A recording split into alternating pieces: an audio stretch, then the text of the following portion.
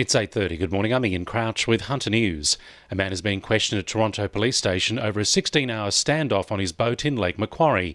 The drama began at about 10:30 yesterday morning when officers from the Marine Local Area Command tried to arrest the 55-year-old at Toronto's Wharf Road jetty.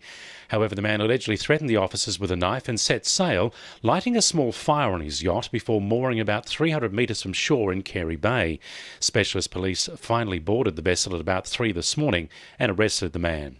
A Newcastle woman at the centre of a road rage incident in southern Lake Macquarie has labelled her attacker a lowlife and a scumbag. Bianca Lee Sams was punched in the face by a man who she claims was tailgating the car she was in at Lake Munmora.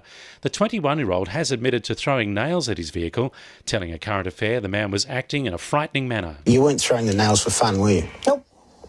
You were throwing it for... I threw them because I had to. I had to do what I had to do to protect me and my friend and her son. Police say they know the man's identity but are yet to interview him. Port Stephens Mayor Bruce McKenzie insists he'll have a quorum to reschedule last night's abandoned council meeting. Councillors were handed a massive agenda of more than 900 pages to deal with before council goes into caretaker mode ahead of the September elections. Councillor Jeff Dingle moved to have only essential items dealt with, but this was voted down, prompting he and Councillor Peter Kafer to walk out after just 5 minutes. With 3 other councillors absent, the meeting could not proceed. Thanks to Landcare Australia's Workplace Giving program, $20,000 has been awarded to areas across New South Wales, including the Hunter, for koala habitat restoration.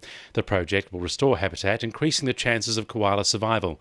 Landcare Project Manager Estelle Goff says the funding, combined with the efforts of volunteers, will ensure threats to the species are significantly reduced. We're restoring those 2 corridors, and this is the last part of it, and we will be putting in koala food trees. This funding will assist with the last 6 hectares of planting that has to be done. Residents living at Fern Bay and Hawk's Nest are being told not to be alarmed if they see smoke in the area today.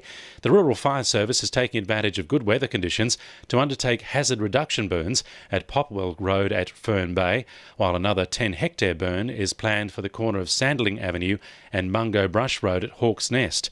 Residents with respiratory problems are being advised to stay indoors. Researchers from the University of Newcastle are making big steps in lengthening the lifespan of a female's eggs.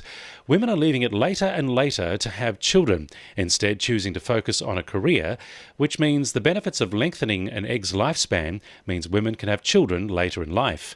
PhD student and lead researcher Bettina Mihalis says the antioxidant they've discovered has the potential to halt the ageing process of eggs. So what our studies focused on is identifying the specific mechanisms for how eggs deteriorate with age, and we were able to use an antioxidant that has the potential to halt the aging process of a woman's eggs.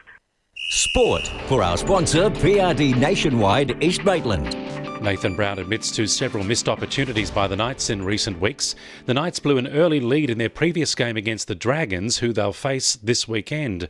Brown says the squad will be looking to take more second-half opportunities to improve their overall performance. It's been a fairly sort of common thing for us this year, I suppose, where we have led at half-time and put ourselves in a good position. And obviously the Dragons game, we were in a very, very good position, and unfortunately we didn't come up with the points. Meanwhile, CEO Matt Gidley has shown his support for the selection of youthful playmakers, with the average of the Knights' spine being 20 years old.